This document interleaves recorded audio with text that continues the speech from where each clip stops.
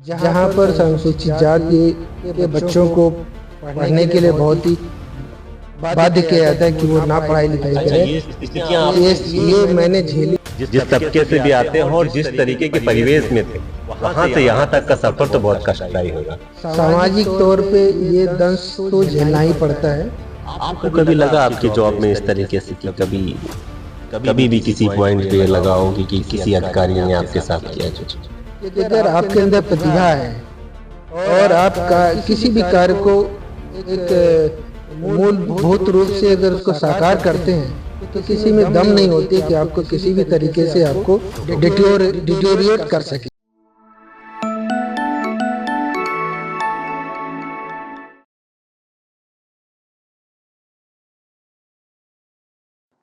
नमस्कार, स्वागत है आपका कबीर न्यूज में। मैं हूं जितेंद्र कमल।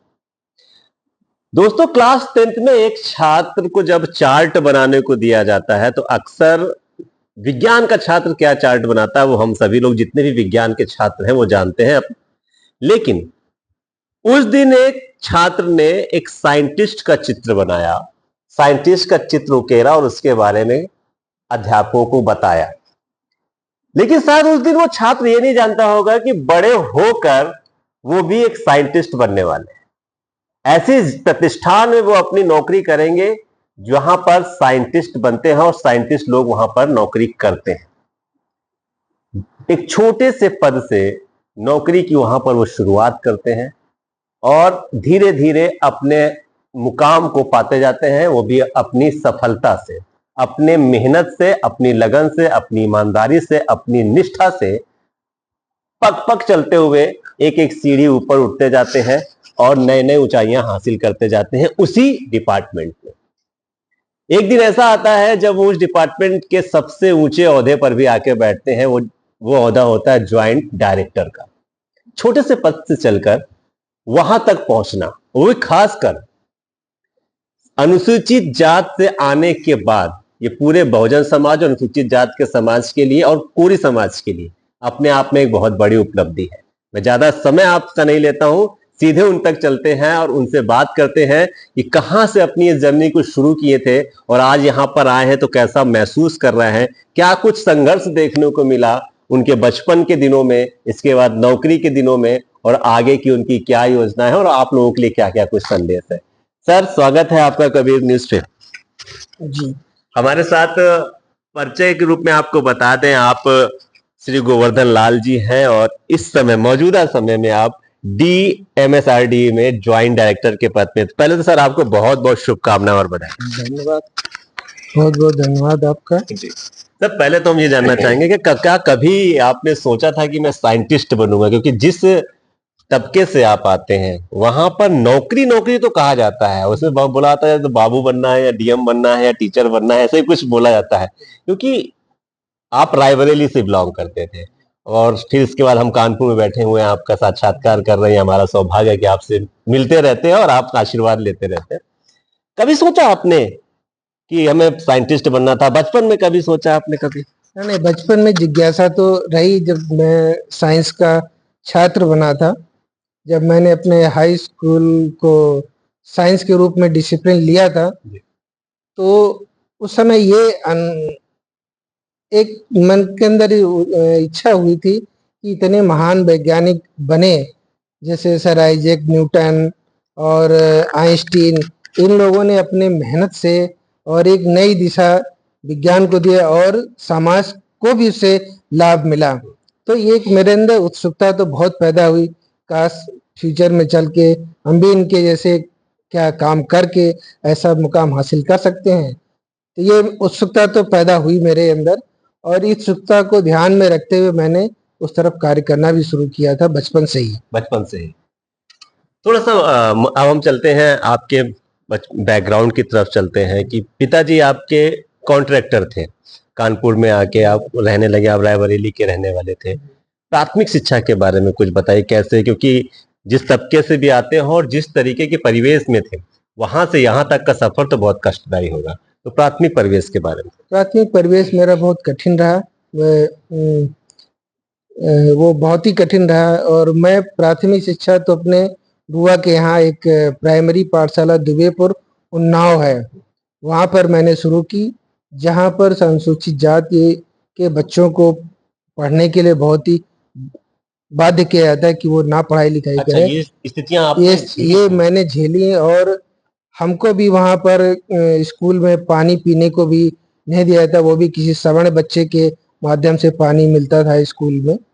और क्लास में हम लोगों को अलग बैठाया जाता था। तो ये परिवेश मैंने बचपन में देखा, लेकिन हमारे फूफा जी थोड़ा-सा बहुत जुझारू किस्म के थे। वो कहते कि जो कुछ भी हो तुम झेलते जाना, लेकिन तुम पढ़ाई पे ध्यान रखना।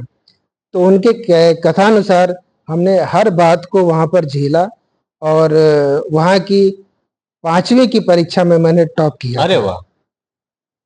मतलब 5वीं इतना सब झेलने के बाद, झंझावात हाँ, झेलने के बाद, उत्पीड़न झेलने के बाद, जातिवाद झेलने के हाँ। बाद आपने वहाँ टॉप किया था। वहाँ पर 5वीं कक्षा में मैंने टॉप किया था। फिर वो स्कूल वहाँ तक 5वीं तक ही था।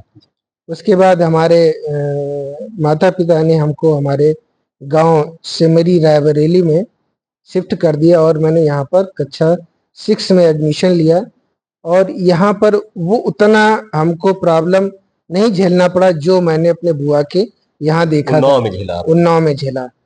और यहाँ मैंने अपनी सुचारू रूप से पढ़ाई जारी की। यहाँ समग्र रूप से मैं बच्चों के साथ में था और यहाँ पर उतना हमको भेदभाव नहीं झेलना। हो सकता है कि वो जो स्कूल था जवाहर गवर्नमेंट इंटर कॉलेज था, वो पंडित जवाहरलाल के द्वारा स्थापित किया गया था और वो गाँव में था, जहाँ पर इस तरह का दबाव था कि कोई किसी तरह की हरकत नहीं कर सकता। शायद इसका ये इम्पैक्ट रहा होगा।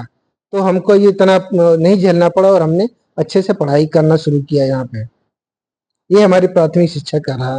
और जब जैसे-जैसे आगे बढ़े तो एक आपने बड़ी वैसी बात बताई कि जिस तरीके से लोगों को अलग बैठाल के पढ़ाया जाता था, आपको ही पढ़ाया गया। इंटर तक आपकी इसी तरीके की रही? नहीं, इंटर तक नहीं, केवल 5th तक रही। 5th तक नहीं, वो बुआ के गाँव इंटर में। के बाद जब आपने शुरू किया तो यही स्थितियां नहीं रही थी। इंटर तक तो आपने सुचारू रूप से उस विद्यालय में उस पढ़े। विद्यालय में। स्नातक के बाद में भी कोई ऐसा कुछ आपको इंसिडेंट झेलने को मिला? स्नातक के माध्यम में ये इंसिडेंट तो झेलने को नहीं मिला, लेकिन हाँ, एक इंसिडेंट ज़रूर झेलने को मिलता था, वो था प्रैक्टिकल एग्ज़ामिनेशन। ओह! प्रैक्टिकल एग्ज़ामिनेशन में किसी भी अनुसूचित जाति के बच्चों को वो मार्क्स नहीं दिए जाते थे, जो सवर्ण जाति के बच्चों को दिए जाते थे। ये इम्पैक्ट हम लोगों को हमेशा झेलना पड़ता था और शायद अगर प्रैक्टिकल एग्ज़ामिनेशन में मार्क्स अच्छे होते, तो हम लोग बहुत अच्छे मार्क्स टोटल में प्राप्त कर सकते थे। जो कुछ भी मार्क्स हम लोगों के होते थे, वो लिखित परीक्षा के माध्यम से ज़्यादा अच्छे हो पाते थे। ये एक प्रॉब्लम हम लोगों को झेलनी पड़ी। कुछ बता सकते हैं कि कितने पे आपको कितने मार्क्स देते थे, उनको लगभग कितने मार्क्स देते हाँ, थे? जैसे हाई स्कूल इंटर में और बीएससी वगैरह में 50 नंबर का प्रैक्टिकल होता, तो उसमें हम लोगों को 30 नंबर या 35 नंबर मिलते थे, जबकि प्रैक्टिकल एग्जामिनेशन में बच्चों को 50 के 50 ही मिलते थे और नहीं तो 45 नंबर तो आप जरूर तो मिलते होनहार थे। होंगे, इसके बाद भी नहीं देते थे आप? इसके बाद भी हमको उतने मार्क्स नहीं मिलते, हम तो 35 नंबर मैक्सिमम मिलते थे और यही हमको संतुष्ट करना पड़ता था। ये फेल नहीं कर सकते थे, ये इनकी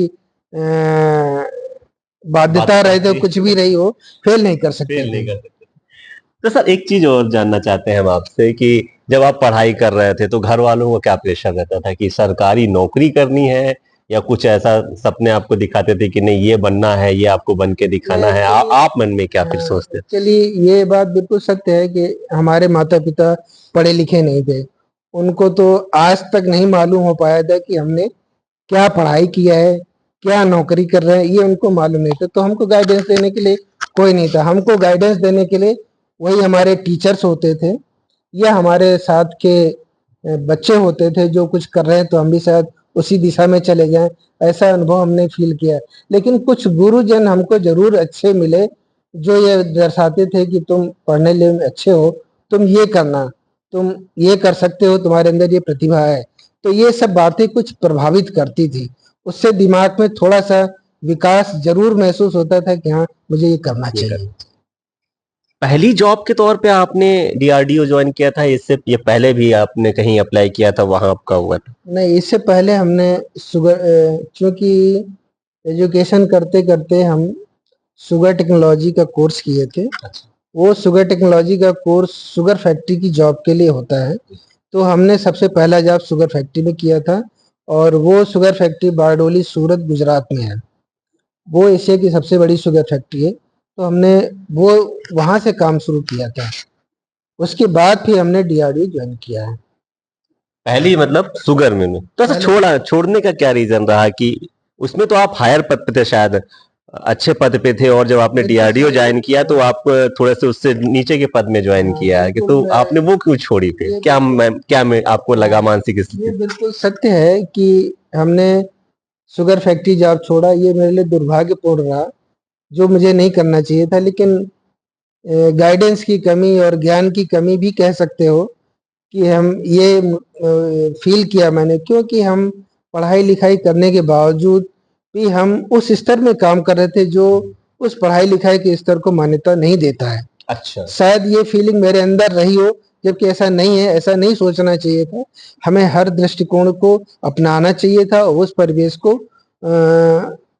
लाभान्वित होना चाहिए था। लेकिन शायद ये हमारी वीकनेस रही है, क्योंकि उस समय के दौर में भी मेरे अंदर एक ये भावना थी कि मैं आईएएस या पीसीएस या इस तरह के भी जॉब, बड़े थे अधिकारियों वाले इस तरह के भी जॉब में हम जा सकते हैं, जाने की इच्छा थी। तो शायद वो उसका एक परिवेश आपके अनुकूल नहीं लगा, इसलिए वो जॉब मैंने छोड़ी। फिर यहाँ आके अच्छा सर, तो कंपेयर हमेशा लोग जॉब की करते हैं, खासकर उसके पद से, इसके बाद करते हैं पैसे से। क्या सैलरी थी जब आप यहाँ पर आए? तो यहाँ पे कौन सा पद था? जब हम यहाँ पर आए थे junior scientific assistant. Junior scientific assistant के पद पे। वहां पे कौन सा पद? वहां पर हम टेक्निकल मैनेजर थे। टेक्निकल में वहां सैलरी क्या थी? वहाँ सैलरी जब हमने ज्वाइन किया था तो 5,000 रुपए सैलरी थी, और यहाँ और साथ में मकान था, साथ में 2 सर्वेंट भी थे। इतनी फैसिलिटी थी शुगर फैक्ट्री में, और बहुत जिम्मेदारी, और क्योंकि शुगर टेक्नोलॉजिस्ट को एक बहुत रिस्पेक्टफुल के तौर पे देखा जाता था, हर शुगर फैक्ट्री में उसकी बहुत इज्जत होती थी। वो शायद हमने महसूस नहीं किया, ये हमारी ये जो दृष्टिकोण था इसने महसूस करने नहीं दिया। आपको कहीं और ले जाना चाहती थी इसका मतलब? बिल्कुल बिल्कुल। आपने यहाँ पे आए तो यहाँ पे क्या सैलरी से आपने स्टार्ट की एकदम से? यहाँ पर जब हम जूनियर साइंटिफिक असिस्टेंट ग्रेड में डीआरडी ग्वालियर, जो डीआरडीओ की एक लैब है, उसमें ज्वाइन किया। यहाँ पर हमको उस समय 1945 रुपये सैलरी मिली। हालांकि जब मैंने ज्वाइन किया तो वो मेरे इंटरव्यू से इतना प्रभावित हुए थे, उस समय भी हमको उन्होंने 3 एडवांस इंक्रीमेंट दिए, मतलब 3 साल हमको सीनियर करके जॉब ज्वाइन की। जो 1320 की जॉब थी वो हमको 1410 रुपए में ज्वाइन कराई थी, बेसिक पे। तो टोटल सैलरी 1945 रुपए बनती थी उस समय। मतलब 5,000 से 1945 पे सर आ गए थे। लेकिन आज जहां हम यहाँ बैठे हैं वो उसी डीआरडीओ का ही गेस्ट हाउस है, और आज ज्वाइंट डायरेक्टर हैं आप। जॉब में आने के बाद बहुत से लोगों की सर हम लोगों ने स्टोरी सुनी है, कहानी सुनी है कि उनको कई बार जातिवाद का भी भेदभाव यहाँ पर भी झेलना पड़ता है। बहुत से लोग बार बार ये कंप्लेन करते हैं कि हमने काम भी बहुत हम अच्छा करते हैं, सारी चीजें अच्छी, लेकिन हमें प्रमोशन नहीं मिलता है। ये सब बातें होती हैं। आप क्या वाकई में इन बातों से दो चार हुए, या प्रतिभा अगर है, लगातार आप निष्ठावान है, कर्तव्यनिष्ठ हैं, तो उस पद तक पहुंचते चले जाते हैं? इसमें दोनों ही बातें हैं। सामाजिक तौर पे ये दंश तो झेलना ही पड़ता है, लेकिन दूसरा दंश ये भी है कि अगर आपके अंदर प्रतिभा है और आप किसी भी कार्य को एक मूलभूत रूप से अगर उसको साकार करते हैं, तो किसी में दम नहीं होती कि आपको किसी भी तरीके से आपको डिटोरिएट कर सके या रोक सके। प्रतिभा भी अपना प्रभाव दिखाती है, ये सत्य है। लेकिन ये भी सत्य है कि सामाजिक रूप से हर जगह पे ये दंश तो झेलना पड़ता है। और लेकिन इसको ज़्यादा तरीके से अपने काम के प्रति अगर आप सजग रहें, तो हमें इस चीज़ को इग्नोर कर देना चाहिए। ठीक है, अब ये सामाजिक प्रतिकूलता है, हमें इस पे ज़्यादा ध्यान नहीं देना चाहिए। अभी जो हमें ड्यूटीज़ दी गई हैं, अगर उन ड्यूटीज़ को सही ढंग से निभाएंगे तो शायद ये प्रॉब्लम हमको कम से कम झेलना पड़ेगा। आपको कभी लगा आपकी जॉब में इस तरीके से कि कभी भी किसी पॉइंट पे लगा हो कि किसी अधिकारी ने आपके साथ किया है कुछ? नहीं, मेरे करियर में मेरे साथ ऐसा नहीं हुआ, क्योंकि हमने डीआरडीओ में रह के वो अवार्ड भी हासिल किए हैं जो किसी को नहीं मिले हैं। मैंने डीआरडीओ का सर्वोच्च प्रतिष्ठित अवार्ड अग्नि अवार्ड भी हमको डीआरडीओ ने प्रदान किया है, जो डीआरडीओ का मुख्य अवार्ड है। तो ये अवार्ड तो तभी मिला जब हमने कुछ किया है, लेकिन हाँ ये सत्य है कि हमने मेहनत करके वो काम किया है और मेहनत करके वो रिजल्ट भी दिए हैं, जिसकी बदौलत ये चीज मिली है हमको। मतलब ये सत्य है, आपने लोगों को झुकाया है अपनी मेहनत के दम पे। ये सत्य है, ये आज भी सत्य है, चाहे वो एजुकेशन में रहा हो या किसी काम में रहा हो या किसी लेक्चर देने में रहा हो, हम उसमें सबसे आगे रहे और हमको ये इस बात को झेलना नहीं पड़ा है। नहीं झेलना पड़ा है।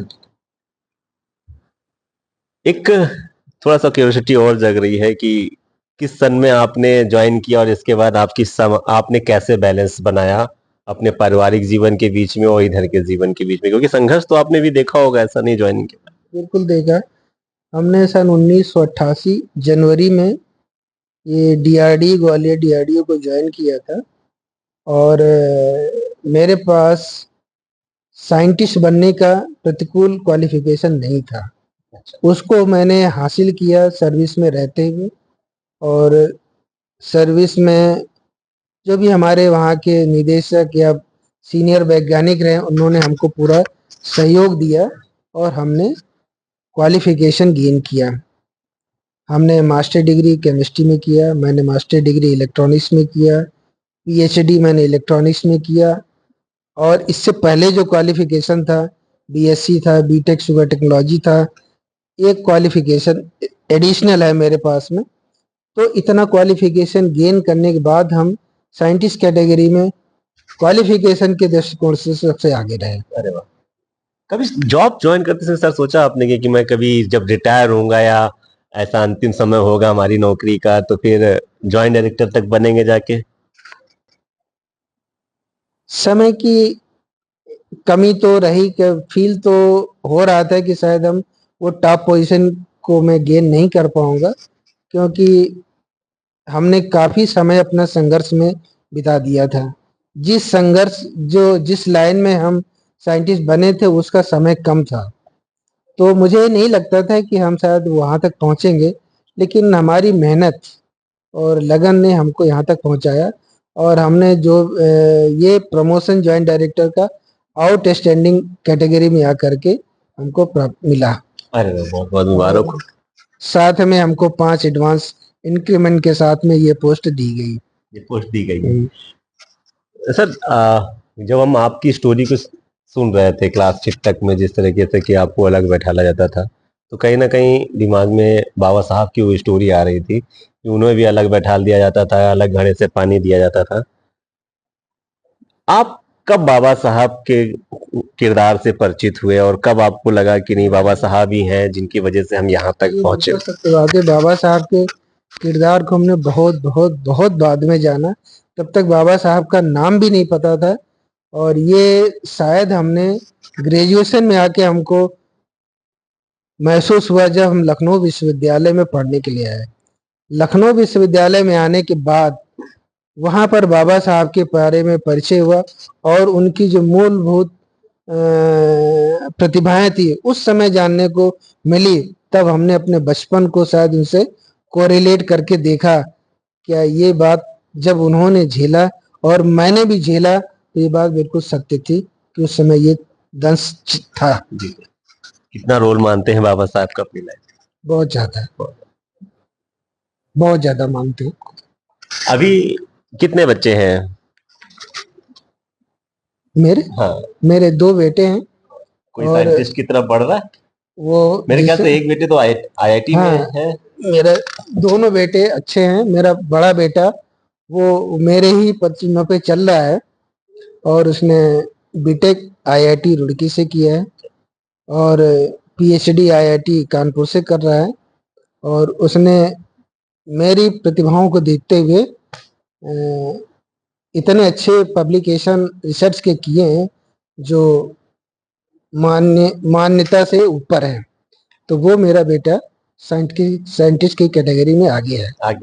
छोटे वाले बेटे? छोटा बेटा टेक्निकल है, लेकिन उसको इतना नहीं है, वो टेक्निकल कैटेगरी में रहना चाहता है, लेकिन है उसी डायरेक्शन में वो है। उसने भी बीटेक किया है, मैकेनिकल इंजीनियरिंग में उसने किया है। आपने जो संघर्ष किया उसका प्रतिफल बच्चों में भी दिखेगा अभी। बिल्कुल बिल्कुल दिख रहा है, और वो कर भी रहे हैं, वैसा ही कर रहे हैं, और किसी भी तरीके से उनके अंदर कोई भी अवगुण नहीं है, और वो हमारी बातों को, हमारे सिद्धांतों को, शायद हमारे जो संघर्ष किया है उसको फील कर रहे हैं।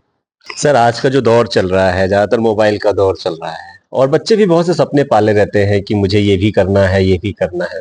अभी तक उनका, बहुत से बच्चे ऐसे होता है जिनका अभी करियर ही डिसाइड नहीं होता है कि मुझे किस लाइन में जाना है। दूसरा, कुछ माँ बाप भी अब ऐसे हो गए हैं कि वो रील्स बनाने पे ज्यादा ध्यान देते हैं, बच्चों का करियर फोकस नहीं कर रहे हैं। और कुछ को तो पता ही नहीं है, वो बाबू से और डीएम से और टीचर से ऊपर ज्यादा उठ ही नहीं पा रहे हैं। तो ऐसे बच्चों को और ऐसे पेरेंट्स को आप क्या सजेशन देना चाहते हैं जब आप इतने बड़े पद पे हैं? तो हम उन माता पिता और बच्चों को यही संदेश देना चाहते हैं कि वो अपने भविष्य के प्रति सजग हो जाएं। आज के दौर में बहुत संघर्ष का समय है, और संघर्ष देखने को भी मिल रहा है, सामाजिक रूप से भी, आर्थिक रूप से भी। तो इस दृष्टिकोण को देते हुए अपना फोकस निश्चित करें कि हमको ये टारगेट करना है, क्योंकि अब डिसिप्लिन से बहुत हैं, तो हमें किस डिसिप्लिन में जाना है उसको निश्चित फोकस करें, उस फोकस पे ध्यान रखेंगे और विचार को ऊंचाई तक ले जाने की कोशिश करें। तो आप वो अगर ये दृष्टिकोण बनाएंगे तो निश्चित रूप से आप कहीं ना कहीं पर रुक जाओगे, और वो अगर बीच में रुक गए तो भी वहां तक पहुंच जाओगे, वहां तक पहुंच गए तो बड़ी बात है, नहीं पहुंचे अगर बीच में भी रुके तो भी वहां तक पहुंच जाओगे। तो माता पिता को और बच्चों को मैं यही संदेश देना चाहता हूँ कि अपने विचारधारा को ऊंचा बनाएं, कभी थोड़ा नीचा थोड़ा ना सोचें, हमेशा ज्यादा सोचने करें, और एजुकेशन को जितना भी गेन कर सकते हैं वो गेन करने की कोशिश करें। तो सर ने हमसे बातचीत करी और अपने जिंदगी के कटु अनुभव को भी हमसे शेयर किया, और अपने संघर्ष के दिनों में किस तरीके से उन्होंने अपनी विचारधारा को रखा, अपने विचारों को मजबूत रखा कुछ पाने के लिए, उसके बारे में भी हमारे साथ शेयर किया। एक दौर था जब आपको भी क्लास में अलग बैठकर पानी पीना पड़ता था, पढ़ाई करनी पड़ती थी, लेकिन तब भी इनके हौसले आपके नहीं टूटे थे, आपने टॉप किया था। आज अपने जिस संस्थान में है उसके टॉप पोस्ट पे बैठे हुए हैं। और आपको भी, और आप जैसे आप बच्चों को और माँ बाप को भी आपने एक शिक्षा दी है कि अपने विचारों को ऊंचा रखिए, नीचा सोचने की कोशिश मत कीजिए, एक डिसिप्लिन लाइफ बनाइए, एक एम सेट कीजिए, उसी पर उस डिसिप्लिन लाइफ में जीते हुए वहां तक पहुंचिए। तो ये शिक्षा मिलती है आपके माध्यम से, और आज आप देख सकते हैं जब डिसिप्लिन लाइफ होती है तो वहां पर जातिवाद जैसे दंश भी जो शुरू में हो सकते हैं, लेकिन प्रतिभा पे वो भी आके अपने घुटनों के बल बैठ जाते हैं आके, और आपने वो चीजें हासिल की हैं अपनी मेहनत के दम पे। अग्नि अवार्ड जैसा अवार्ड भी आपने अब इस संस्थान का जो सबसे प्रतिष्ठित अवार्ड है वो भी हासिल किया है। वहां जाति बाधा नहीं बनी, क्योंकि हुनर और लगन और मेहनत इतनी थी कि जाति शब्द छोटा पड़ गया था। आपसे हमसे बात करने के लिए सर बहुत बहुत शुक्रिया, बहुत बहुत धन्यवाद। धन्यवाद।